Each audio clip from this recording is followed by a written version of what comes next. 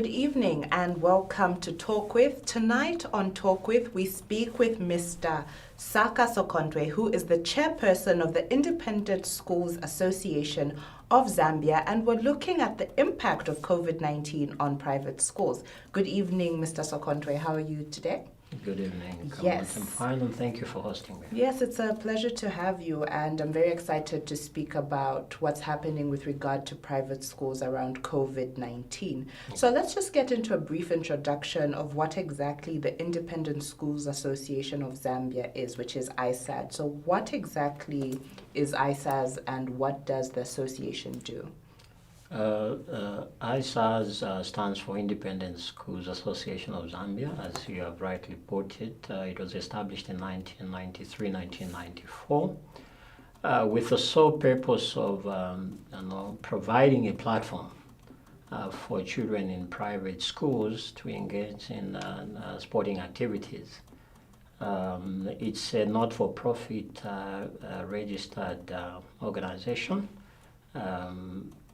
More importantly, it's a voluntary membership association, meaning for a school to be a member, they need to pay a subscription. And the structure is that the schools in the association are represented by the heads of schools. And in their absence, their proxies are deputy heads. Over the years, of course, have transformed from just being an association where children can meet and play football, compete in rugby, to a more professional perspective, I should say. It's now holistic. Yes, it's comprehensive. It doesn't just look at the children. It looks at improving on the standards and practices in teaching, improving on the practices in leadership. Of course, before that was done, we had and still have the Teaching Teachers Conference, which is an annual conference. Which is only for the members? It's only for the members, okay. And it targets the teachers. Okay. So we meet annually, we identify a school to host, where teachers exchange the best practices in teaching on an annual basis. It is from that we decided that we can, look at some themes, specific areas to meet the needs of the member schools, and we introduced the early years conference, targeting teachers in early years, what we call preschool. Okay, all right. But most of our schools call it early years. Okay, so we've gotten a feel of the fact that it's a membership type of organization. Exactly. It started with a background in bringing together schools to compete in sports, and now it covers leadership, it covers best practices around education. So what's the criteria for becoming a member? You talk about subscriptions, and also sometimes I feel there's a bit of a misconception that ISAZ is a very elitist, like it's a type of school, it's a type of schools. Right. Yeah. We have what we call the membership evaluation criteria. Any school which is registered under the Ministry of General Education and is authorized to operate can apply. Okay. They can express interest to becoming a member. But then we have stipulated the kind of things we want to see in that school. We speak to, does the school have an existing governance structure? Is there a board of directors? If not, is there a group of people which superintends over perhaps the head teacher for purposes of what I would say quality These assurance? came back from a search. Quality assurance. Does the school have the kind of facilities that improves on learning? Right. And teaching? Is there a science lab? Is there a computer laboratory? And as well, what kind of teachers do they have? Are they qualified? Right. we don't go into details to prescribe, that this is, but we just give a snapshot of the standards that we expect to see. Right. So we are very stringent. So when you apply, we send out The heads. evaluation. Yes, an evaluation form where you self-evaluate, but then that has to be cross-checked by the heads who have been members of the association for some time. So they go into inspection. All right. To just confirm. And if you meet the criteria, if it's 50%, we give you a period in which to rectify whatever shortcomings you have identified. Okay. But if you outrightly meet, then we then go ahead to onboard you into the association. Yes, we then ask you to pay membership subscription and take part in all the activities, the professional development activities. Well, which brings me to the next question. You've talked about leadership, you've talked about best practices, professional development. So what are and it's a private association for private schools. So with regard to best practices, what are some of the challenges that schools in your membership are currently facing in light with COVID-19? Private schools are basically small, medium enterprises. They're small businesses. Yes, they majority of the schools. Yeah, education is a business at the end of the day, Exactly. and as much as it is got impact to better lives of the children. Right. So, like every small business, I think the experiences are such that in terms of economic activity. For us, it's the issue of paying school fees for the schools to operate. Right. With the closure, which we are calling the impromptu closure, many of our members didn't plan for that, because you also have cases where, according to the school fee policy, there are cases where you allow parents to access the service. That is their child accessing the service using a payment plan. Right. Others, of course, might have had a trend of meeting the financial obligations, but they undergo some financial hiccups. Right. So then we extend that payment plan. And if you have 20 or so 30 children, it translates into a lot of money. Right, absolutely. And when the closure was announced, many of the parents actually relaxed. Yes, like the obligation didn't seem like it needed to fall due. There was no urgency anyway. Right. Yeah, after all, the children were not coming into school. Mm-hmm. But with the extended closures, again, the expectation is the way we operate, of course, we make budgets, and the budgets are dependent on the amount of money that you're receiving on a timely basis. So what measures have been put in place to ensure continuity of learning and also just to secure cash flows? First of all, when you are registered as a private school, you first of all have to indicate which mode of education provision you are going to use, and in most private schools it's school-based. Yes, meaning the children have to be in school. Physical. Yes, there should be that face-to-face interaction with the teachers. And if you want to change, according to the Education Act, any operational plan, you need to apply, to request. But of course, we transitioned quickly. There was no choice. There was no choice. But in the interim, perhaps we can provide some learning using e-learning platforms. And many of the schools, of course, there are diverse forms of e-learning platforms which are being used: Google Classroom, WhatsApp, CISO, Zoom. It's variety, right? Depending also on the ICT infrastructure which you had. Right. So there's been this. Your members are at different levels with regard to how well they're able to adapt. Exactly. With regard to the technology. With regard to technology, but most of them have established IT structures to teach in that manner. They do it, but not a large scale, and the large scale is now precipitated by COVID-19.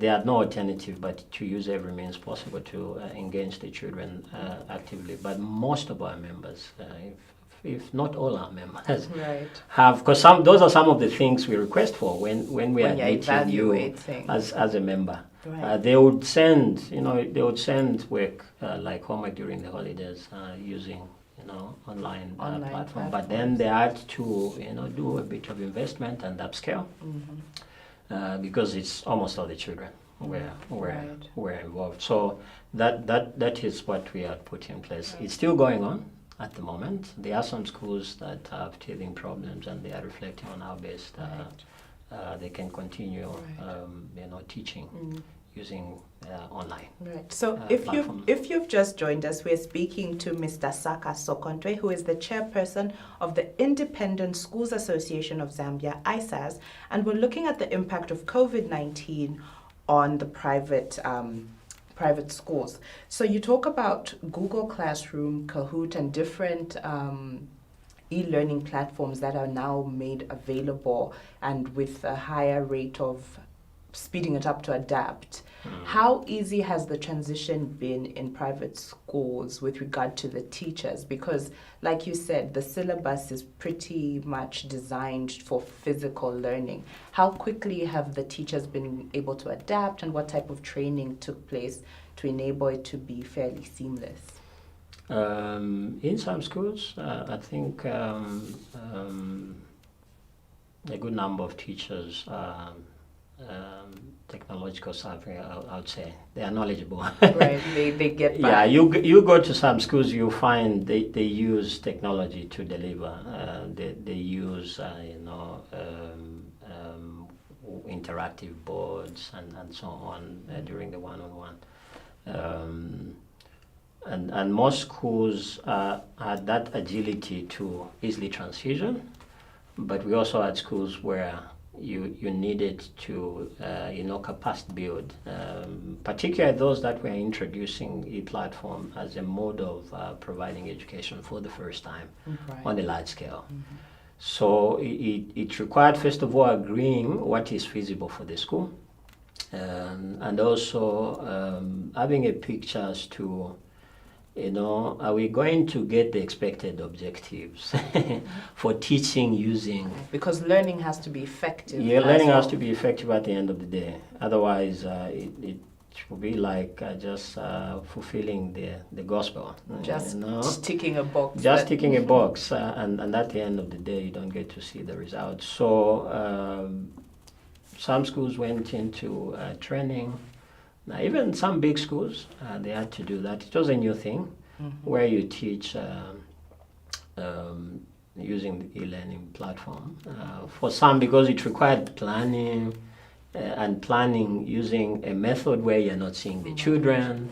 And these things almost feel like they were happening quite simultaneously because the timing is very close. Yes, it was. So there was capacity building in that. Other schools went into, putting in more money, to improve the infrastructure. Yes, learning management systems were introduced. Those that had at a smaller scale needed to expand their infrastructure to accommodate the number of children who are then going to be having access to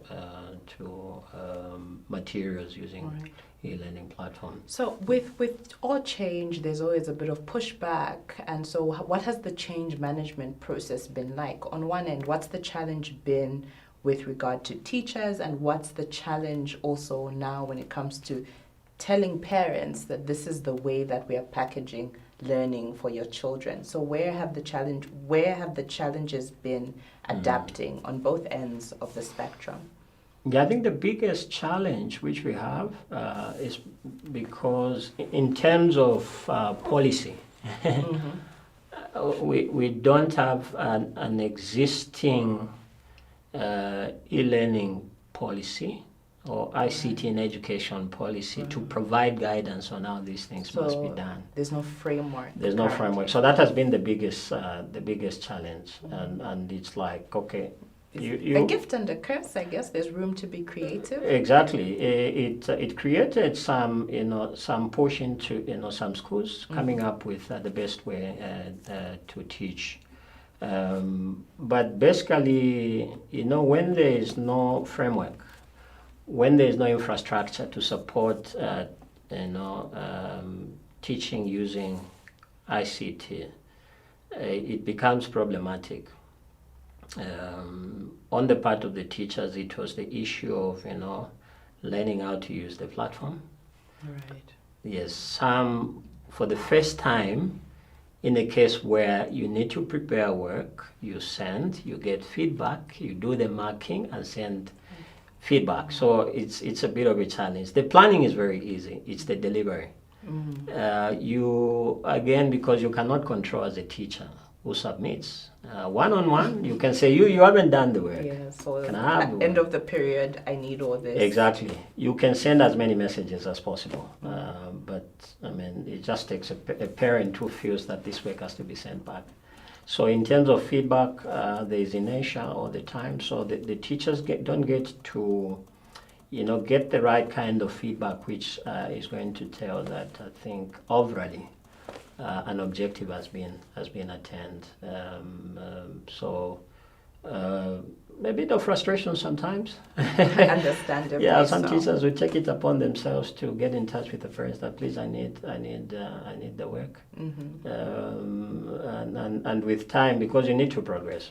Right. The issue of the rate at which you're going to move is affected. Right. I like that you bring in that aspect of the rate at which the work moves is different. So is also an aspect of the e-learning, have terms had to be compressed, or will they be extended? Because it's all quite new to most people. How has that changed? The terms in terms Oh, of... sorry, like the term one, term term two. one, term two. Yeah, so is it, how has that been affected? Well, I think the loss of instructional time is extreme. The school calendar runs from January to December. Already, I think we must have lost over 2 months. Right. And you only have 3 months of holiday. Anyway. In the full year. In the full year. So I can't speak because we follow, particularly the Zambian curriculum-based schools, we follow the Zambian calendar. Right. Exactly. So we wait upon the instruction and guidance of the Ministry of General Education to tell us exactly if the schools were to reopen, just like they did for examination classes. There's been extension, basically cutting down on the holidays from 1 month to 2 weeks. So I guess that might happen, I think we've met the minister twice, and he's spoken to the school calendar. We continue engaging so that we then get feedback as to how the stretch it out. will pan out, whether it will be 2 terms or 1 term, Right. and by how much the holidays will be cut, and so on, and also by how much the content in the curriculum will be cut. Okay. So we always seek counsel and wait upon the Minister of General Education to provide that guidance. Right. But just to answer, because you indicated the challenge, you Right. asked So about the getting challenge back for the to parent. it. Yeah. So we've talked On the about the part- teachers. But on the parent side as well, of course we assume, when you start, it's very difficult to know which parent is well vested with the use of the tech. Yes, for learning purposes. We might be good at sending WhatsApp forwards. And forwards and and voice notes. Exactly. But voice Google notes. Classroom is something else. Google Classroom is something else. WhatsApp is the easiest. I think everyone can. So there is a challenge in terms of the parents' knowledge. To work with technology to ensure that they facilitate learning in their homes. Second challenge, they are not teachers. Right. I have friends who are parents who feel burdened, saying that I come from work to be a teacher. So there's also that frustration. And we understand. It's a new thing. It's a period of uncertainty. We are learning. You fly into this thing whose result you don't know. You say, okay, let's just do it. But with the hope that something will come out of teaching using the e-learning platforms of whatever method. So that has been a challenge on the part of the parents. And the pupils, are they the more easier people in the equation? The pupils, are they challenges? No, the children, children need guidance all the time. And in the absence of the parents who under difficult circumstances, not a fault of their own, they're busy. They are busy. They're working, they wake up at 6 and come back at 20 hours, and then, because we are using, particularly for the young ones, because you're using their line to send material. Right, it gets to them late. But of course, there was, but like in the case of my school, it was a case where we extended the period of response because we understood the circumstances. But even then, it's not that they have a day when they are completely free. They're busy. And you can't say, can you teach that? So it required a lot of patience on the side. The children needed guidance from the parents. Right. But in the absence of the parents, at the time when you're sending the videos, you just have to patiently wait for the parents to be home. For the bigger children, it's for those who have their own phones. It was easy, particularly those who are disciplined. Right. There's a huge aspect of discipline. Exactly, because you can't pick the phone and call and say, why haven't you done the... You just wait. So the communication is, you submit the material, expect feedback. But if it gets to extreme, then the parent has to be contacted. Okay. So the other thing, it's a learning curve with a lot of teething problems in most of the schools.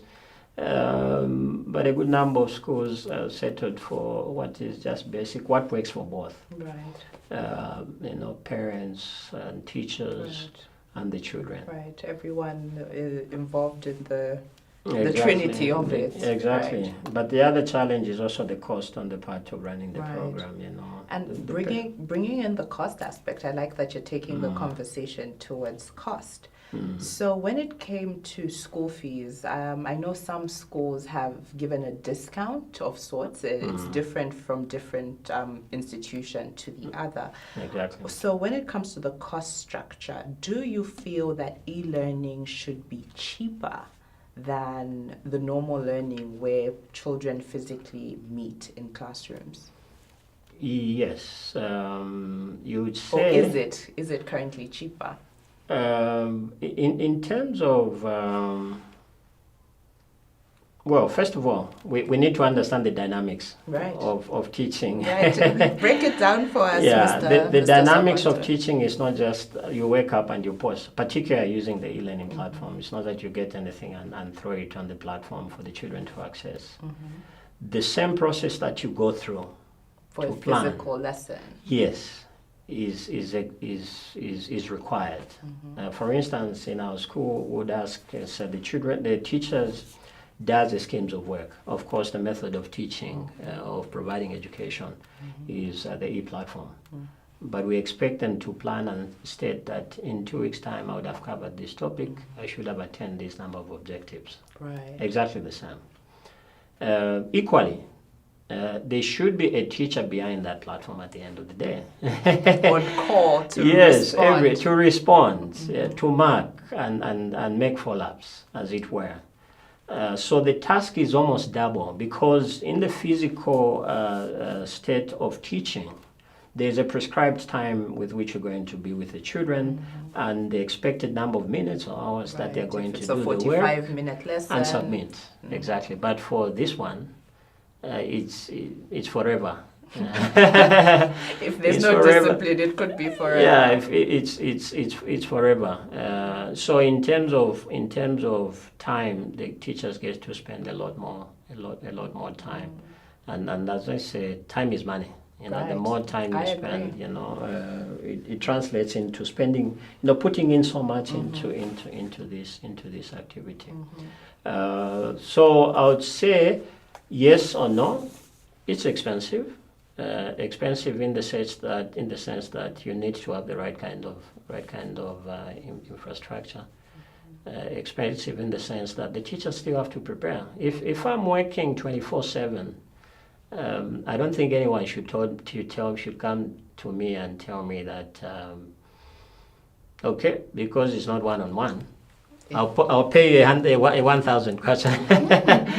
Because I'm going through this, and much as the children are not there. The process, Yeah, exactly. The process is the same. What we want to achieve is the same. Of course, because of the children not being with the teachers, now you're remotely teaching. Right. A good number of schools offer discounts to ensure that you save on the cost on the part of the parents, because they're also saying, no, we also are spending on bundles. Right. So we're saving on fuel, lunches, exactly. But the cost of data is not necessarily cheaper. Yes. So some schools provided that discount. Others felt that because there's no discount being effected, or there's no reduction effected on the salaries of the teachers, the fees have to be the same. But it's something that most of the schools engaged with the parents to there speak was a to. Conversation. There are conversations, even now, there are conversations going on. Ongoing. Yeah, parents, of course, feel it's not justified. I think I think these are some of the things that we have shared with the Minister of General Education. He also strongly feels that you need to relook into that. The fee structure. The fee structure, of course, and they have provided guidance. As a business, we also have to be careful as to how much discount you're going to offer. Right, because you said that it's in an event that schools are open and it runs for 3 months, and you have made a budget of, for argument's sake, 1 million kwacha to run for 3 months. Then you have offered a discount, and in the pool, the resource pocket, you only have 600,000. Right.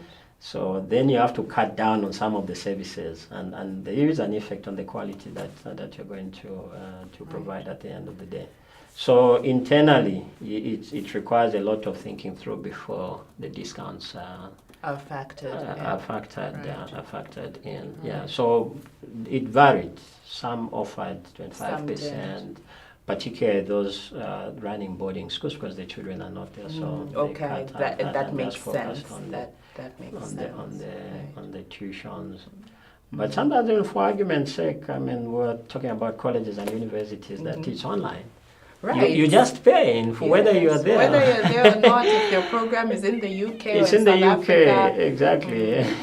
So they get to charge you for the service that you're receiving, not necessarily the kind of platform that you're using. At the end of the day, you graduate with a master's degree using online. Whether it was online or exactly. not. And my hope is that we can be having this conversation to deliberate on, e-learning as a platform and its effectiveness. Right. I think if it's rightly used, with the right kind of people behind the platform, it is one of the effective ways in which, under circumstances of this nature, you can deliver. Right, you have continuity. Exactly. Right. So if you've just joined us, we are speaking with Mr. SAKA SOKONTWE, who is the chairperson of the Independent Schools Association of Zambia, ISAS. And sorry, I caught you mid-sentence, so you were about to say, and we're talking about COVID-19 and the impact on private I was going schools. to say in terms of, because elsewhere there are E-rated, kind of programs. Where the government, works with, these internet service providers, that the cost. Public-private partnerships. Public, even ZAMBIA, they can go into, and I know they are moving towards that. And when the minister told us yesterday that if it's too costly for you to teach using the e-platform, I mean, I can facilitate a discussion dialogue with ZICTA, so that they see how best these materials are accessible at a cheaper price, as long as somebody says this is for educational purposes, it must be cheap. Right. So if we move in that direction, I think the cost factor now maybe can be in terms of saving. Then you can talk about serious discounts because you are spending almost nothing to provide. So some sort of subsidized yes, way subsidized. for delivery to be more affordable. Exactly. Right. And in some countries, those things are there. Right. So you can go to the airport and access internet for free. Free Wi-Fi. Yeah, those are some of the factors. Without paying. So, Saka, how sustainable is the current system initiative being used? How sustainable do you feel it is? Could this go on if we're still in the same situation for the next 2 years, or if it's 6 months? How sustainable is the current initiative being employed? It's a new thing. I think everywhere, even in developed nations, I think I was listening to watch some YouTube video where the students were complaining equally that Zoom classrooms are not the same as Zoom meetings are not the same as physical meetings. Yeah, exactly. For meetings, perhaps because it's not every day that you're having. It depends. But a lesson where you sit from 8 to you're having lectures and there is a very big difference. There's something people are calling Zoom fatigue. Zoom fatigue, yes. You've maxed out on Zoom meetings. Exactly. Of course, the parents appreciate the fact that they're able to receive some materials. It is only sustainable if we build it into the traditional way of teaching, that perhaps during the holidays, the children can still access materials and teachers can still engage the children in some form of learning. Because it's a mindset thing, Right. We are used to the traditional way of doing things, and that's the argument everyone is having. Why should I pay full school fees when you're not seeing my children? So based on that, then the sustainability is not there, because the parties involved, the different are part of this mosaic. It's not complete. There's one part which is complaining that it's not the same as So the moment you express displeasure over a system, it becomes very difficult to sustain, because you need ownership, interests in the parties involved. The children need to be interested, the parents need to be interested, the teachers who are really eager to provide this education, using the e-learning platform, get frustrated because they're not getting the feedback from the parents. So it's for now. I don't think long term it can work. Long term, it might not work. I know even established schools. I was speaking to one of the heads of schools at one of the international schools who called me and said, no, the parent, one of the parents called and said, no, my daughter misses her teacher. Yeah, there's also that aspect. We are social in nature. Exactly. Right? So really, how long can it take? Because everywhere, I mean, it's proven. They're mentally, the children also just struggling. Yeah, they're struggling. They are fatigued. The parents cannot manage because they're not trained teachers. They help with homework in the normal way of doing things, because it's just homework written. We know the teacher will confirm if it's a correct thing tomorrow. But a case where you're busy working and you're expected to facilitate this learning, which is taking maybe 3-4 hours, it's just practically it's quite difficult. Impossible. Right. But our hope is that with time, and I think the ministry is having those conversations. There is the Directorate of Distance Education, which is facilitating, platforms being created where children can access. There are these TV programs now, right? That they've started to roll out. And if it is properly structured, where there is buy-in into it, and the children get to understand that they can learn using that platform, it can be used in the interim when there's a holiday, there's an extended holiday. So you foresee a dual system where it now just becomes whether it's just for holiday classes, or certain classes could be done online while others are done physically in the future, going forward. Going forward. In a normal circumstance. Yeah, in the normal circumstances. Okay, I see a case where, if it is properly structured, there's a policy framework to outline how it's supposed to be done. We expect that the children can be taken through the process of learning using this platform, because they didn't know. Of course, they just received materials. Where the teachers' capacity should be built, how do they integrate ICT in education? And when we reach that point where the key persons in the delivery embrace that as a method for teaching, they can use it as an alternative to deliver any kind of teaching. If it's for instance, homework, you can even say, I've posted homework on the platform, and the children can access and do the work and submit when they come to class. Right. Yes. So when it comes to the way that learning is currently structured in COVID-19 in institutions that are fairly able to handle it, I'm very excited for the children. I think there will be more tech-savvy adults, and the future of work has people being able to work remotely and collaborate remotely and that type of thing. So I'm very excited for what it does for these children who will grow into a very modern workspace. But now coming back to the teacher, some of the teachers trained at a time when no one maybe anticipated that education would now be something that happens in a virtual setting. So what do you foresee when it comes to institutions, especially Zambian institutions who are training teachers? What type of things would you like to see, or do you hope to see in teacher training? In teacher training? Yeah. Fortunately, I think those programs have started. That's good. That's I know there's the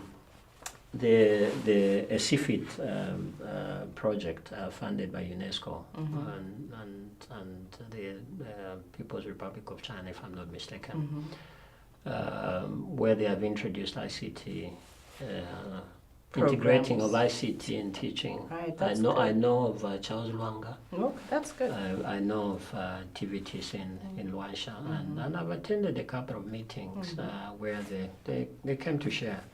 The lecturers came to share what they're doing with the students. The students are also sharing. Were you happy? Yes, it becomes easy because sometimes we go through the challenge of receiving these teachers, and in our structures and most of the ISI schools, you need to at least have basic knowledge of integrating ICT in your teaching.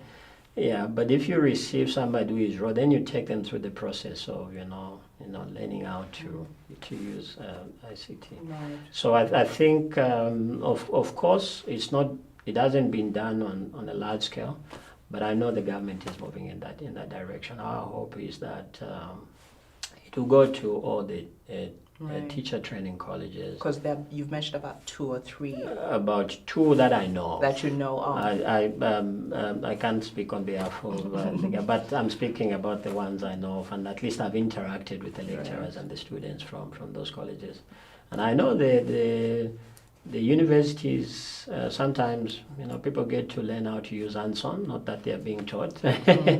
Yeah, through experience, because you have to do assignments. So, right. So you are forced into you start to build. But my hope is that there's going to be a framework, a review of the teacher training program, where you have a component on integrating ICT in education, right. and it's a course on its own, because sometimes we misconstrue and think when you put, for instance, when you show the children YouTube video, then you have integrated ICT into teaching. No, there's much more. It's deeper than that. Right. So our hope is that with time, I think all the teacher training courses, if you're doing a BSc in education, a BA in education, there must be a component on ICT integration. Right. Exactly, because some even those who learn through experience because they have gone through university or college, when they come into our schools, they either say, no, I can do a PowerPoint presentation, but a PowerPoint presentation is not integration of ICT in education. So when you read vastly in terms of ICT policy in education, there's much more. So that is what expected. exactly is this much more that you speak of? Well, it speaks to the infrastructure which is there. You know, the teachers being introduced to the various methods of teaching using ICT, and even when you're using ICT, you need to ask yourself, okay, which topic, you know, or which what would I say? Which medium? Medium can I use? Which ICT medium can I use to? Is it a video? Is it PowerPoint presentation and so on for you to attend the learning objective? Okay. Yes, so and how do you do the assessment? Right. If you are teaching, how do you know that now that you have integrated ICT in your learning, have the children learned? Right. Yeah, because literally just projecting something doesn't mean that it's being taken. It's being taken. Right. So there's the aspect of assessment and so on, and Mm-hmm. also integrating that into the curriculum. Yes, the curriculum speaks to integration of ICT. Our current Zambian Yes, curriculum. our current Zambian curriculum. But of course, you might find in some schools there could be some element of ICT integration. But it should be a case where, generally everywhere, every teacher must know. But that requires, of course, manners, and it requires capacity building. Whether urban or rural teachers must be in a position to adapt. Adapt, Right. yes, and as well, the children in rural areas must not be left behind at the end of the day. So that's why I was saying it's much more. Right. So speaking about not being left behind, we have schools in your membership who have had e-learning for some time or sort of running a dual system. Has there been any a leveraging of skills from these schools to other schools within the association who don't particularly have these competencies? And also, have you worked with the government to share best practices of how to and how to roll out e-learning? E-learning. Mm-hmm. Well, yeah, maybe just correct. Most of our teachers have basic knowledge. Of A good number of right. of using ICT in teaching, but of course it's at different levels, depending on the kind of school. The Teaching Teachers Conference is one platform where teachers share practices. You know, when these boards like interactive boards were introduced, when you have a conference like that, the teacher would come and present on how to use the interactive board. And so the skill sharing happens. Yes, the skill sharing on an annual basis. So of course, this year we're having it in November at the American International School of hoping that hoping that the infection rates either contained or reduced. Right.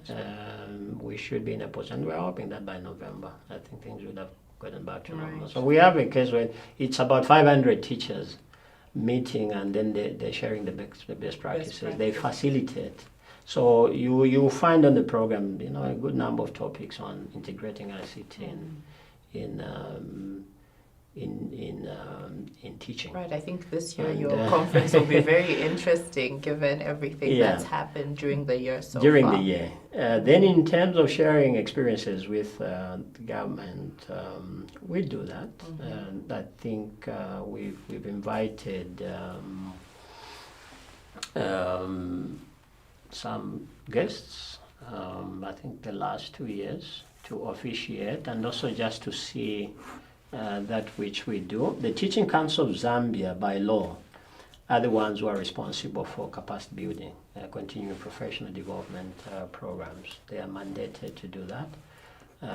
There is the Directorate of Teacher Education and Specialized Services as well, which is responsible for that. I think last year we did invite the Director for Teacher Education and Specialized Services just to come and see, because they have a component of in-service, that is in-service training. So we invited the Directorate and the Teaching Council of Zambia as the recognized by law institution. I like that you bring this into the discussion, because I think sometimes there's a misconception that private schools act in isolation of the Ministry of General Education. People think that you're just out there doing your own thing, right? Which is not the case. No, it's not the case. All the schools are registered under the Ministry of General Education. You can't be a school if you're there's not. no way, except for one, which doesn't fall under the Ministry of General Education.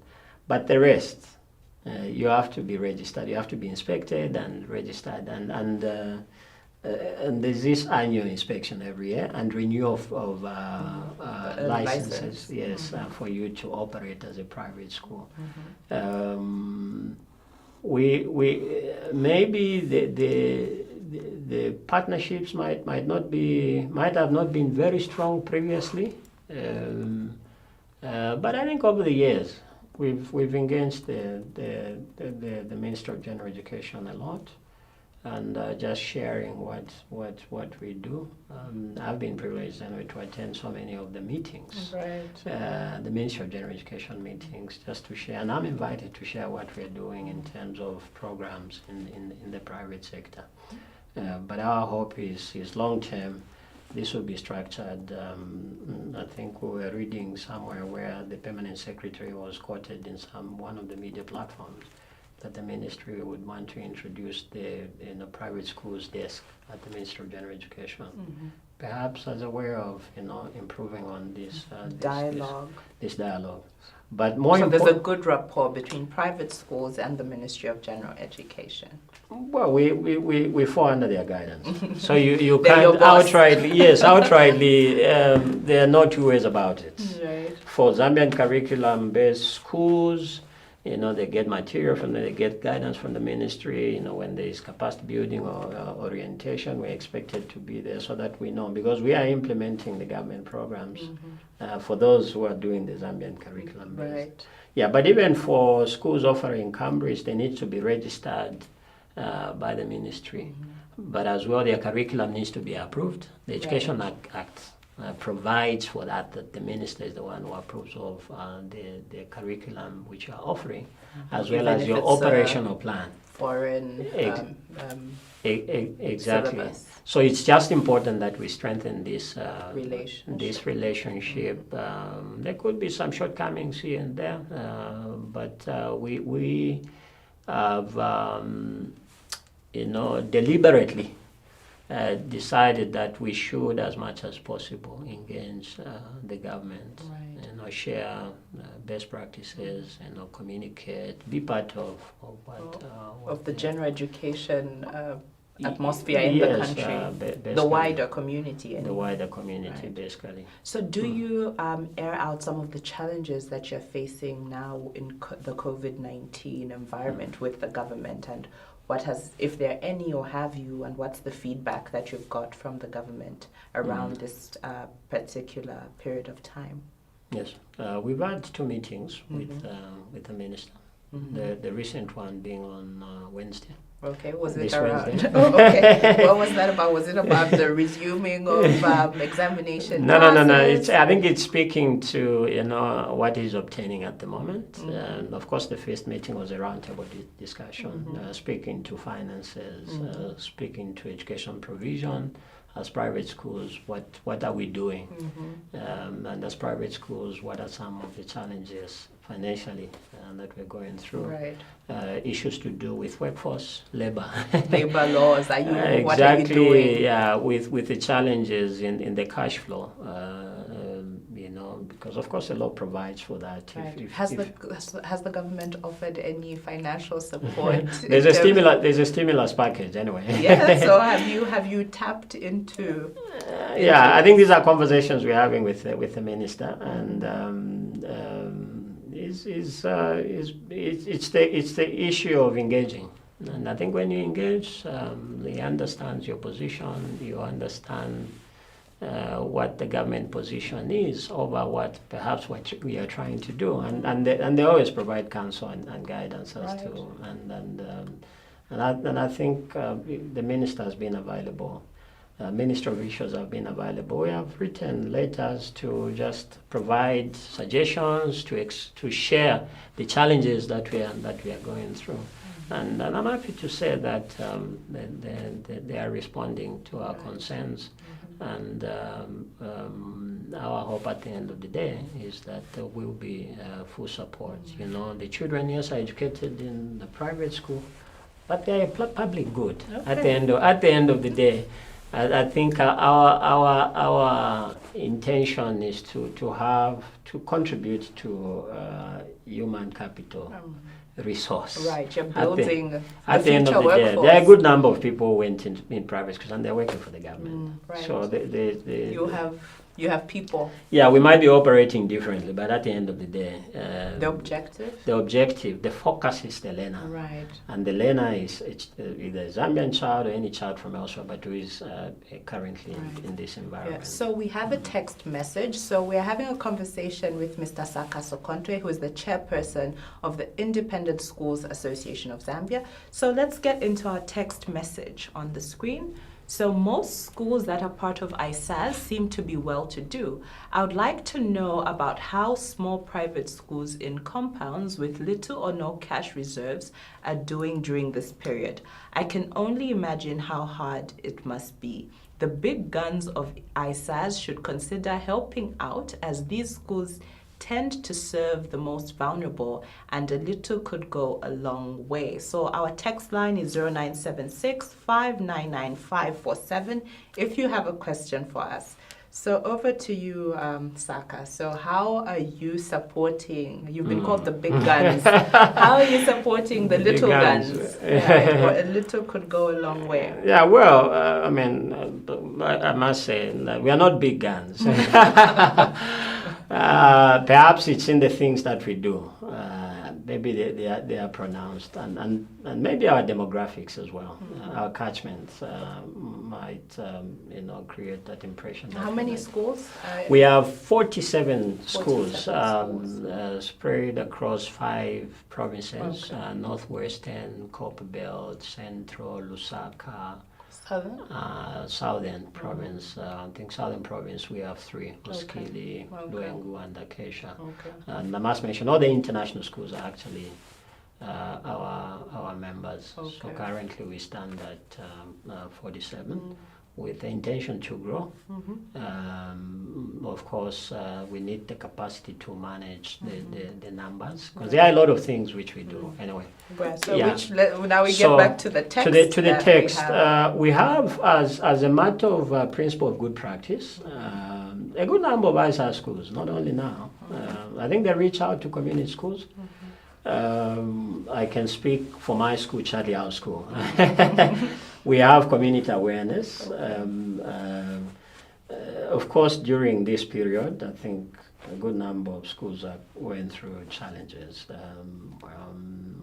and really, but we have these practices where we reach out to community schools. They would give a budget of what they need. I mean, I know of an international school which donates almost every year. Right. You know, they have a community outreach program. You know, they donate to community schools. You know, they would donate computers, printers. They would donate not small photocopy machines, very big photocopy machines. Yes, Charlie House School has adopted a community school, Palavana Community School, and I mean, we've been giving every year. So basically you say you do help. We do help. But how easy is it to access the help? Can someone approach you, or is there a system? No, it's first of all the principle under which we operate as ISAS. The schools are independent; they make decisions on their own. I cannot give an instruction that say go and help that. Go and help that school. I think internally the schools follow their own ethos. They follow their operate their own operating systems. Right. They make decisions. Yeah, you can't issue a statement that no, this is what you need to do. For us, ISAS is established as a platform where we share best practices. It's a platform for collegiality as colleagues. we meet and speak to. We want to be the voice of education excellence and standards at the end of the day, particularly for private schools. But we reach out.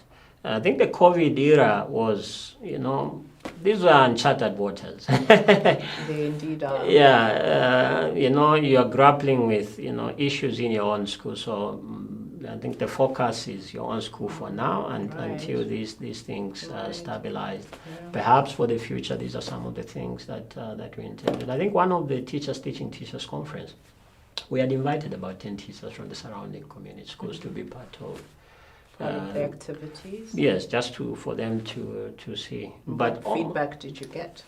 There is always appreciation. Right. It's those schools that normally work with our kind of schools. But if you go to each school, I must say, has adopted 1 or 2, or they are giving out to 1 or 2 schools in the community. But you cannot write to ISAS that I need assistance, because we are not a profit-making organization. Much as our members pay subscription, it is basically for operations. And for your information, we have grown initially. The association was being run by an executive committee, which is still there. Right. But we have employed somebody to run the secretariat. And our hope is that it can grow. Perhaps at that time, that's when we can start thinking of, okay, how do we seriously help? I'm curious as to what is the range for membership? What is the annual amount that are you in a position? I like the look on your face. Are you in a position to share that? No, I think what we do is we do the tiers. No, we do the tiers. Okay. We do, for instance, 0 to 200. Yes. So you factor in how big the school is. How big the school is in terms of numbers. So those with, I think, 450 and above pay much more. Okay. But then there's also the middle school.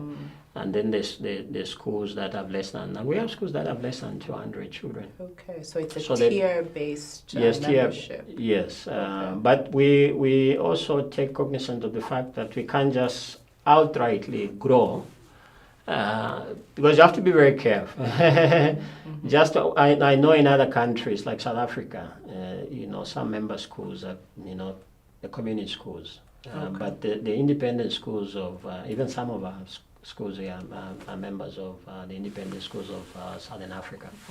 Yeah, they also have those community schools as part of there, but they have an established secretariat, with a representation in all the province to coordinate. Otherwise, it would just be an association where people subscribe and they don't get the benefits. So we are very careful as to how we should. And then sometimes it's misunderstood that we are an elitist association.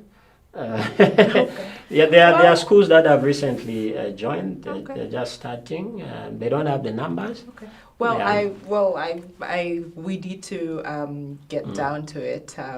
So just in the interest of wrapping up on a good note, what would you like to see on the other side of this for private schools or education in general post-COVID? What is your ideal situation? My ideal situation is for the private schools. We take in, I can roughly say for ISAS, I think we must have about maybe 18,000 students that are in the various schools dotted around the country. And I think we should be talking of, if I'm not mistaken, maybe 10,000 or so or less, maybe between 7,000 and 10,000 teachers that we have employed. We also have support staff, the ancillary staff, but also professional staff. There are accountants in these schools. There are business development managers in these schools.